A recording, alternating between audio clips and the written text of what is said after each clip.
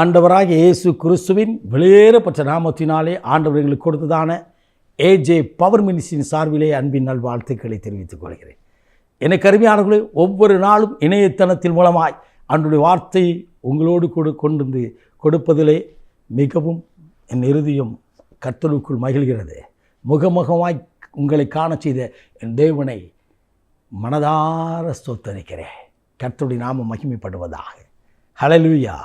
தொடர்ந்து பாரத்தோடு ஊழியங்களுக்காய் ஜெபியுங்கள். கர்த்தர் தாமே உங்களை அளவில்லாமல் ஆசீர்வதிப்பாராக. இன்றைக்கு கர்த்தர் கொடுத்த வார்த்தையை நாம் தியானிக்கப் போகிறோம். யோசுவாவின் புத்தகம் 1 அதிகாரம் 7வது திருவசனம். என் தாசனாகிய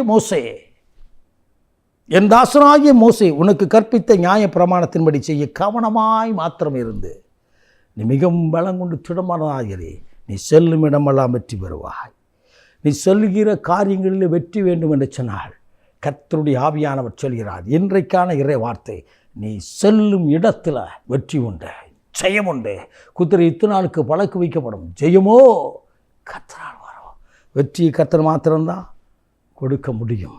எனக்கு அருமையானவர்களே, ஆண்டவர் சொன்னார் யோசுவாவிடத்தில், நான் உனக்கு வெற்றி தர வேண்டும் என்றால், நீ செல்கிற இடமெல்லாம் ஜெயம் எடுக்க வேண்டும் என்றால், நான் மோசையோடு கூட இருந்தது போல உன்னோடு கூட தான் இருக்கிறேன்.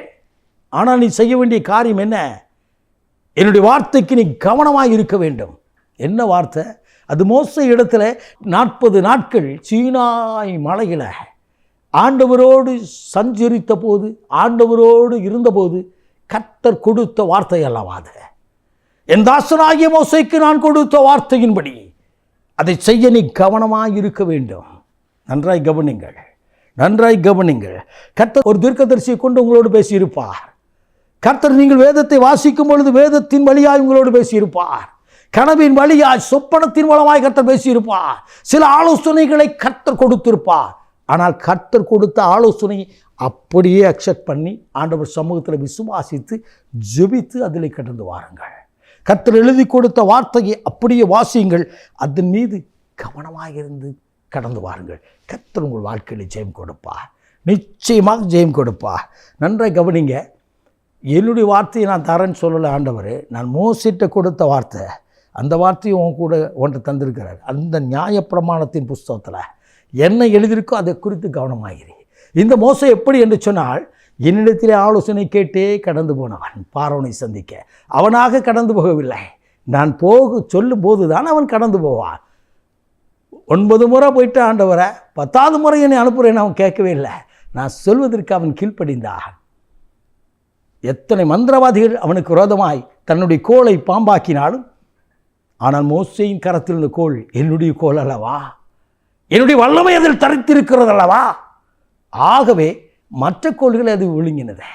ஆம், எனக்கு அருமையானது. கர்த்தருடைய வார்த்தை இப்படிப்பட்டதாய் சொல்கிறது. வானத்திற்கும் பூமிக்கும் அதிகாரமுடையது அவர் வார்த்தை. ஊனையும் ஆவியும் பிரிக்க வல்லது அவர் வார்த்தை. அவருடைய வார்த்தையை மாத்திரம் நீ கடைபிடிப்பாய் என்று சொன்னால் வானம் ஒளியும் ஒளிந்து போகும், ஆனால் அவருடைய வார்த்தை ஒழியாது. இதைத்தான், இந்த ஆலோசனைத்தான் யோசுவாவுக்கு கொடுத்தார் ஆண்டவர். எரிக்கோ இவர்கள் துதித்தனால கீழே விழலை. நம்ம வாசிக்கிறோம், சுற்றி துதித்தார்கள் 6 நாட்கள், 7ஆம் நாள் இடிந்து விழுந்தது. அதுக்கு முன்னாடி ஒரு காரியம் இருக்குது. காரணம் என்ன? கர்த்தருடைய வார்த்தையை யோசுவா ஏற்றுக்கொண்டு கீழ்ப்படிந்து கடந்து போனார். அந்த வார்த்தையை ஏற்றுக்கொண்டு கீழ்ப்படிந்து போகும்போது தான் மற்ற காரியங்கள் எல்லாம் நடக்கும். நம்ம வாழ்க்கையில் முதலாவது நடக்க வேண்டிய ஒரே ஒரு காரியம் என்ன? என்னுடைய வாழ்க்கையில் நடக்க வேண்டிய ஒரே ஒரு காரியம் என்னென்று சொன்னால், கர்த்தருடைய வார்த்தைக்கு அப்படியே கீழ்ப்படிய வேண்டும். தேவதூதன் அன்னை மரியாள் இடத்துல வந்து சொன்னார். மரியாள் அந்த வார்த்தை, இதோ நான் உடைய அடிமை என்று ஏற்றுக்கொண்டார். அவமானமாக இருந்தது தான் ஆசீர்வாதமாய் வந்தது. ஒரு வாலிப பெண் கர்ப்பம் தரித்திருந்தாள், எத்தனை அவமானம். ஆனால் அதுதான் உலகத்திற்கே ஆசீர்வாதமாய் வந்தது. இதை கேட்டுக்கொண்டிருக்கிற நண்பா, என் அன்பு சகோதரியே, கர்த்தரோடு கூட பேசுகிறார். கர்த்தருடைய ஆவியானவர் பேசுகிறார். எல்லாவற்றிலும் தோல்வி என்று வருகிற வார்த்தையை நீ விட்டுவிட்டு ஆண்டவர் சமூகத்தில் நான் ஜெயம் எடுக்க என்ன செய்ய வேண்டும் என்று சொல்லி ஆண்டவர் சமூகத்தினில் அவருடைய வார்த்தைக்கு கர்த்தரை விசுவாசி, வேதத்தை வாசி, நீ ஜெயம் எடுப்பா. கடந்து போகிற இடமெல்லாம் இன்றைக்கு ஒரு ஜெயம் உண்டாக போகிறது. இன்றைக்கு ஒரு வெற்றியின் நாளாய் வெளிப்பட போகிறது. ஹல்லேலூயா. நாம் ஜெபிப்போம்மா. மகா பரிசுத்தமுள்ள தகப்பனே, இந்த அற்புதமான வேலைக்காய் சொத்துரைக்கிறோம். உடைய வார்த்தையை கேட்டுக்கொண்டிருக்கிற ஒவ்வொரு இறுதித்திலும் கர்த்தர் வெற்றியை கொடு. ஒவ்வொரு வாழ்க்கையிலும் இருள்கள் விலகட்டும் தகப்பனே. கேள்விக்குறியாக இருக்கிற பகுதிகளில் கர்த்தருடைய வல்லமை வெளிப்படட்டும். அற்புதம் செய்து மகிழப்படும், ஜெயம் கொடுத்து மகிழப்படும். இயேசுவின் மூலம் பிதாவே, ஆமென், ஆமென். God bless you.